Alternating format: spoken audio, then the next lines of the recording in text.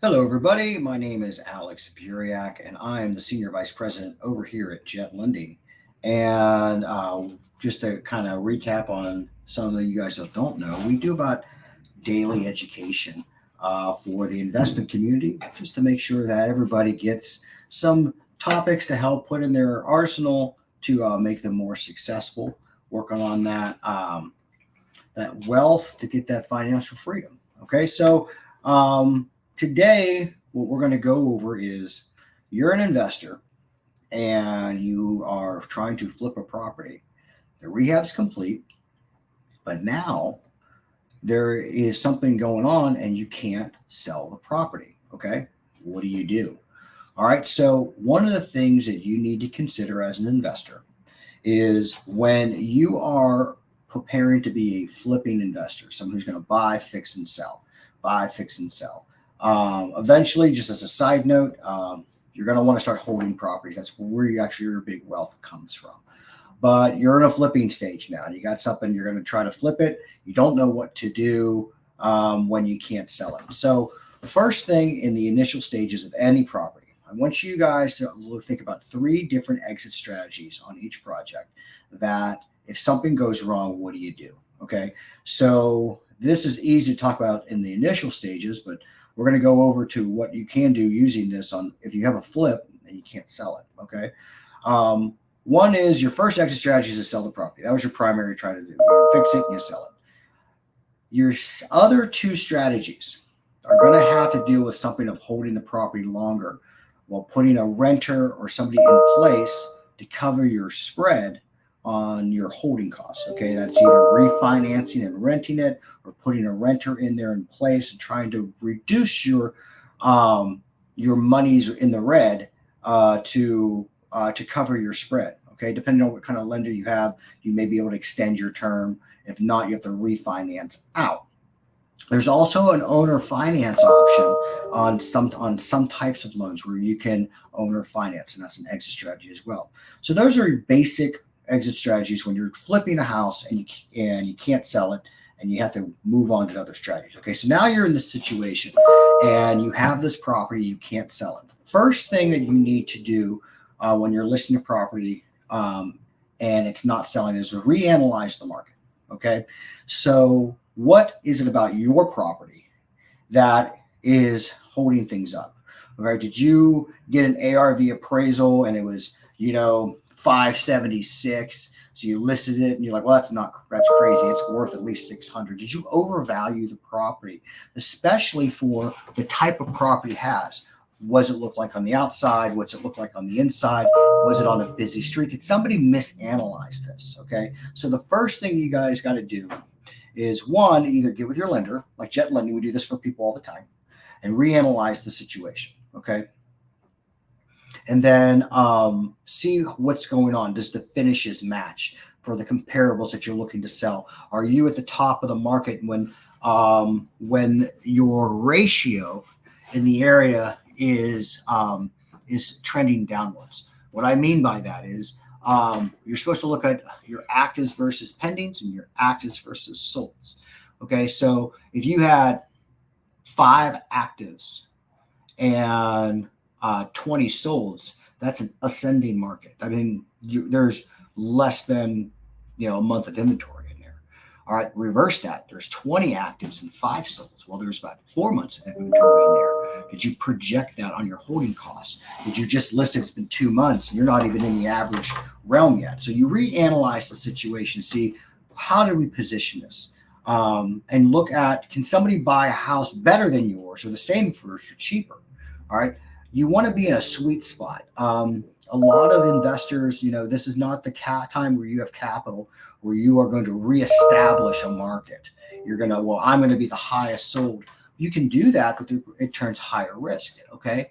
So that's the first thing you do is reestablish the market, reestablish what's going on in your area and figure out why isn't this selling, especially for a market that we're still low on inventory. Houses are still selling, even though prime hasn't really dropped. And you haven't seen a huge decrease in rates, but houses are still selling.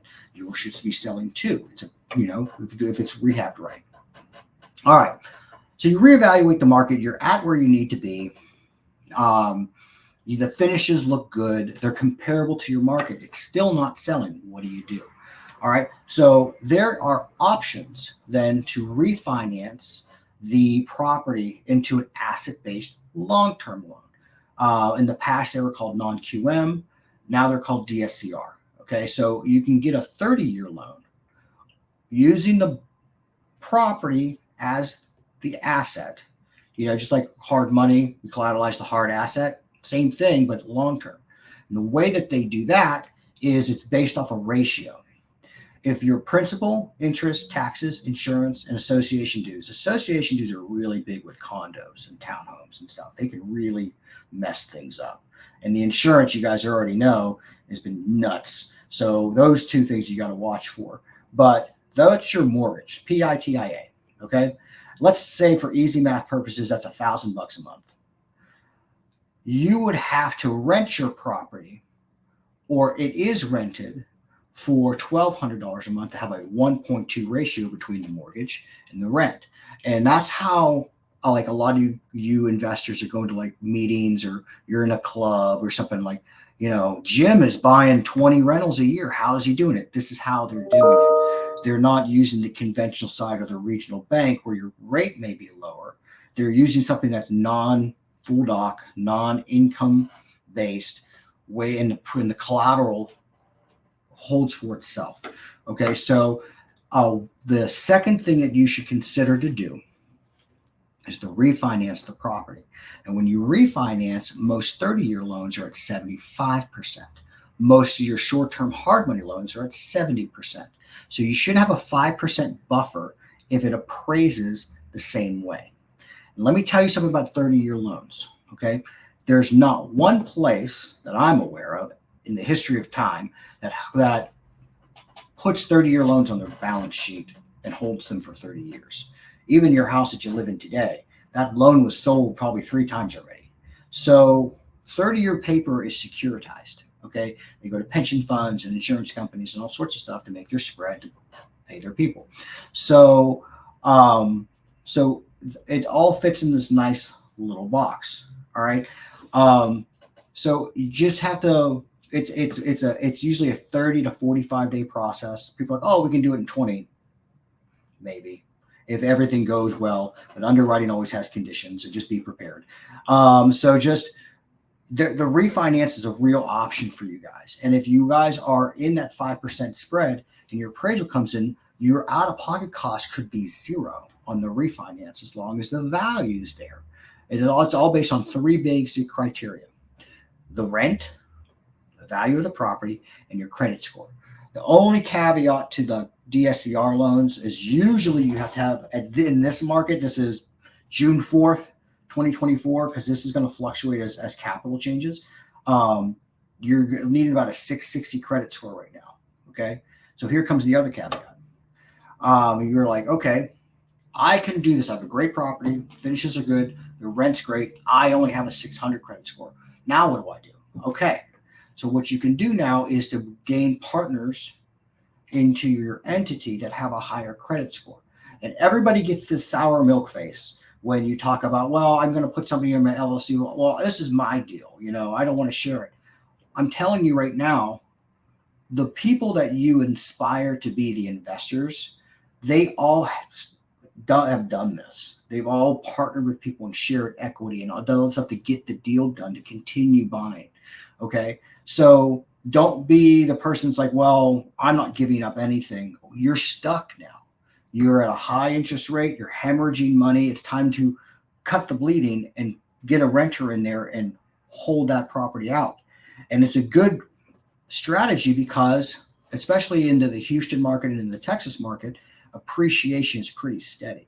And people, and we'll do another video on this, people don't hold real estate for cash flow. Okay, cash flow is very nice, but you make cash flow $150, $200. You're putting that into a bank account to save up for when the roof goes or when the AC goes out and that money's gone. Okay, with the real icing on the cake is the appreciation. You have $100,000 property, easy math. Well, next year at a 5% appreciation. It's worth 105 just by living, just by being around, you know? And then the year after that, now it's worth 108. And then it's worth 114. And then it's worth 126. And then so you can see the trend, you know, just having the property, the appreciation is what you're looking for. So it's just it's that delayed gratification. You're going to make your money back, but you're going to have to hold it longer. You're going to have to put somebody in there to pay for your cost of capital. And that's the biggest thing you guys can do when you can't sell a property. This is not the time, you know, to, you know, I'm 9 months on days on market. I'm going to sell this property. You should have refinanced months ago. Okay. Have a game plan of when you can and when you are going to keep trying to sell and when you're going to try to refinance, because it's again like a 30-40 day process. Okay. So just put that in your back pocket and talk to your agent. Like, when are we going to reduce? When are we doing this? Let me see the market, and then look at the comps. The most of the properties I'm seeing that today that are not selling, it's because they're priced wrong. And they got this advice that, oh yeah, you can sell this house on a busy street for the same amount of money that you on a non-busy street. No, you can't. I'm trying to tell you. I mean, you could. You're not gonna. But I mean, anything can happen. But you're supposed to be playing the odds. Okay. So the first thing you guys can consider is refinancing and putting a renter in. Depending on your lender, you can try to put a renter in prior to that. Try to cover your holding costs. Okay. So the biggest thing you guys are trying to do is stay in business. Okay. So when you have a flip and that money's going out, you're trying to figure out a way to minimize that cost going out the door. Because at the end of the day, when you do sell it, you have to, as a business, you have to pay all that holding cost back to yourself to finally get your net profit return. Okay. So refinance is an option, then putting a renter in is an option. The owner finance option is a very attractive option. Okay. But you have to just make sure that you don't have due on sale clauses and stuff like that within your loan. Because if you have a long-term lender and they have a due on sale clause and you owner finance it, that's technically a sale. And that means that loan is due. So the only thing I caution you on owner finance is that you need to get with somebody that can help you work the interest rate math to make sure that because you are making a profit or at least coming even from your holding costs. And it's very easy to make a mistake on, going a 20-year AM or a 30-year AM. And you're like, well, I'm going to do 9%. It's like, okay, well, does that cover everything? Because remember, owner financing is not interest only payments. It's to the principal. It's at least P&I. Are you going to escrow for taxes? Are you going to escrow for insurance? If you're not, how are you going to manage that process? Things like that. So it's important to also get with like an RMLO and a team that services owner finances if you go that direction, especially if you are not used to that process. It's time to make sure you get that team involved and get with a team that understands what you're trying to do. Okay, and there's plenty of great resources out there, especially even in the Houston area, local like owner finance shops that actually even help you with capital with that. So, and this is another reason why people come to Jet Lending. We've been around for almost 21 years. We know almost everybody in the game. So sometimes we're your best outfit, but sometimes we're not. And we actually tell you, hey, these are the team that's going to treat you right. This is going to team that's going to probably make you the most money. You should talk to them first.